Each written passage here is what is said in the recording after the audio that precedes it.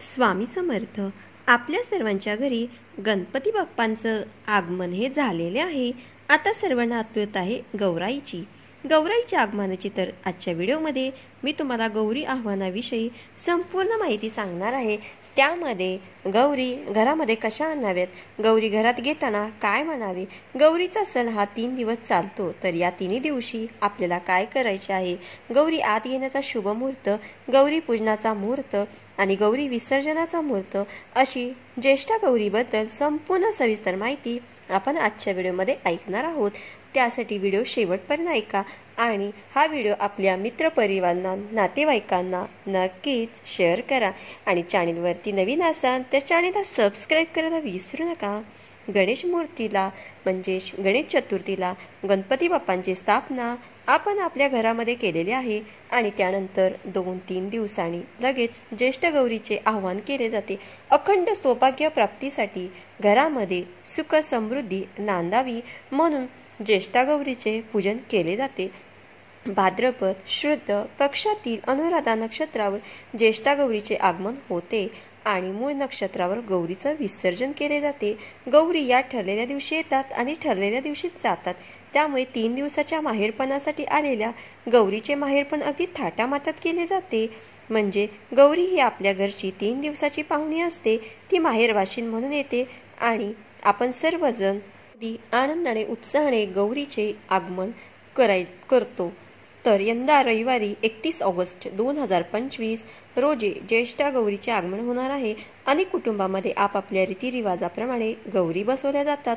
3 दिवस चालणाऱ्या उत्सवात पहिल्या दिवशी गौरीचे आगमन, दुसऱ्या दिवशी गौरीचे पूजन आणि तिसऱ्या दिवशी गौरीचे विसर्जन केले जाते. गौरी म्हणजे माता पार्वती या भगवान शंकर यांच्या पत्नी आणि विघ्न विनाशा गणपती बाप्पा यांच्या माता आहेत.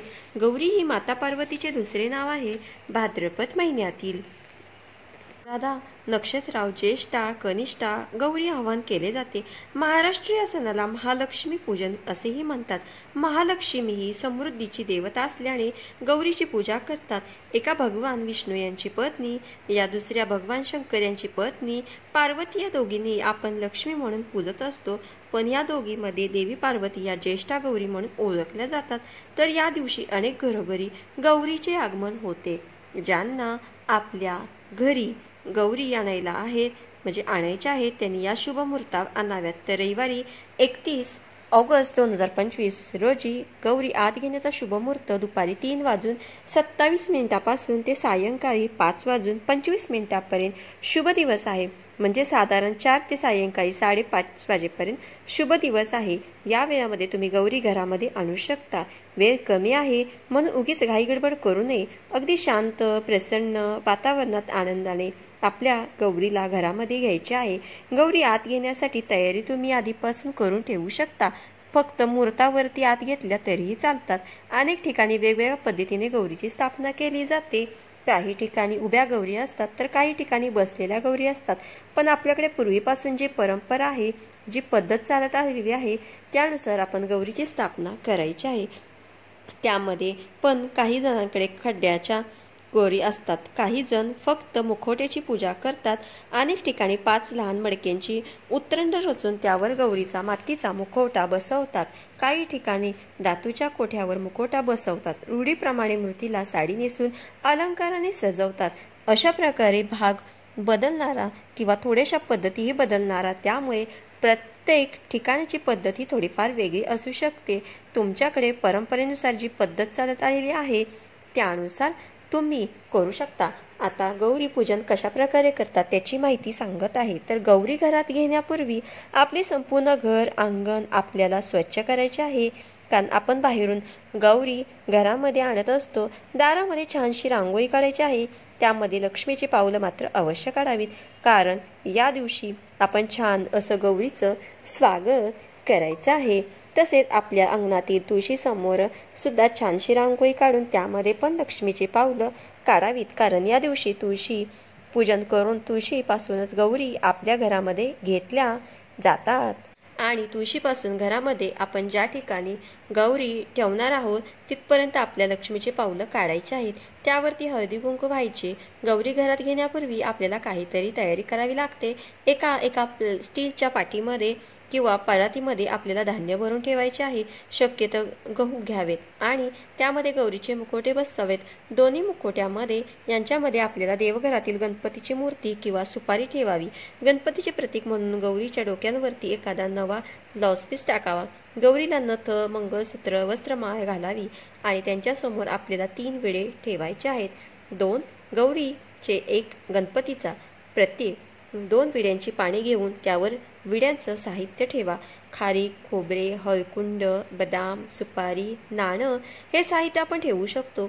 अशी तयारी झाल्यावर तुळशी वृंदानाजवळ आपल्याला जागा स्वच्छ करून तिथे पाट मांडायचा आहे। त्या पाटावरती आपल्याला गौरी ठेवायच्या आहेत। पाटाभोवती सुद्धा रांगोळी छानशी तुम्हाला काढायची आहे। आपल्याला आरतीचं ताट देखील तयार करून घ्यायचं आहे। त्यामध्ये हळदी, कुंकू, अक्षता, 2 निरंजन, अगरबत्ती, कापूर, दूध, साखर, घंटा इत्यादी साहित्य असावं अशी तुम्ही तयारी करू ठेवू शकता। आणि मग ज्यावेळी आपण गौरी घरामध्ये आणतो त्यावेळी मग ही गौरीची पाटी किंवा परात असेल तर ती बाहेरून पाटावर नेऊन ठेवायची आहे।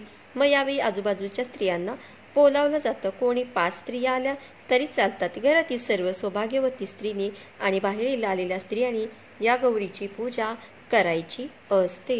तर गौरीला हळदी कुंकू, अक्षता, दूध, साखरेचा नैवेद्य दाखवून आरतीने ओवाळले जाते। धूपदीप ओवाळले जाते।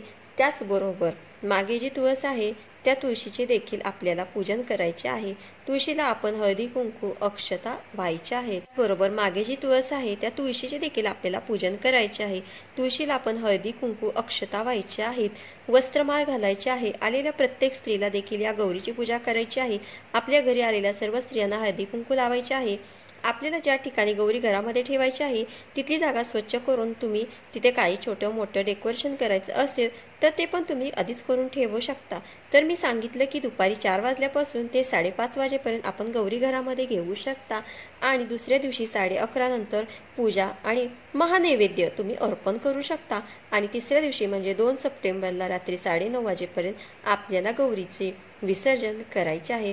म्हणजे 9:30 ते 10च्या दरम्यान गौरी उतरल्या तरी चालतील। गौरी आतमध्ये घेताना एका ताटामध्ये आपल्याला कुंकवाचं पाणी करायचं आहे आणि ते पाणी तुळशीपासून आपण गौरीच्या ठिकाणी ठेवणार आहोत तिथपर्यंत हात उमटवले जातात। घरातल्या एखाद्या सवाशीण स्त्रीने या गौरी हातामध्ये घ्यायच्या आहेत आणि कोणा एका स्त्रीने कुंकवाचा हात उमटवत उमटवत आत यायचं आहे। गौरी घरात घेताना मात्र शांत न घेता घंटानाद करायचा असतो किंवा टाट चमच्याने वाजवत गौरी घरामध्ये आणायच्या असतात। ज्या स्त्रीने गौरी घेतली आहे त्यांनी उंबरठ्यावरती ठेवलेले धान्याचं माप ओलांडून आतमध्ये यायचं आहे। 1 माप उंबरठ्यावरती धान्याचं भरून ठेवले असता तर ते माप ओलांडत आतमध्ये प्रवेश केला जातो। आणि गौरी घेतलेल्या स्त्रीने आणि हात उमटवत असलेल्या स्त्रीने एक प्रकारचा संवाद करायचा असतो। गौरी घेतलेल्या स्त्रीने म्हणायचं गौरी गौरी आल्या आणि त्यानंतर हात उमटवल्या स्त्रीने म्हणायचं कशाच्या पावलाने, म्हणजे आल्या आल्या गौरी कशाच्या पावलाने। त्यानंतर हिने म्हणायचं धनधान्य, धनसंपदा, पाऊस पाणी, लेकरं बाळ असं गौरी आत येईपर्यंत म्हणायचे आहे। वेगवेगळं म्हणावं। गौरी आल्या कशाच्या पावलाने, सुख समृद्धी, शांती, गुराढोरांच्या पावलाने। गौरी आल्या कशाच्या पावलाने, सोन्या चांदीच्या पावलाने। आल्या कशाच्या पावली, हळदी कुंकवाच्या पावलाने। तसेच आपली काही इच्छा असेल, घरात कोणाचं लग्न व्हायचं असेल, नोकरी व्यवसायात यश हवं असेल, एखाद्याला मूल हवं असेल तर ती इच्छा पण यावे बोलून दाखवतात। अशा प्रकारे आपल्याला जे काही हवं असेल, कोणतीही इच्छा असेल ते सर्व बोलून दाखवायचे आहे। कारण त्या येताना सुख, समृद्धी, समाधान, शांती, ऐश्वर्य, धनसंपदा सर्व काही घेऊन येत असतात।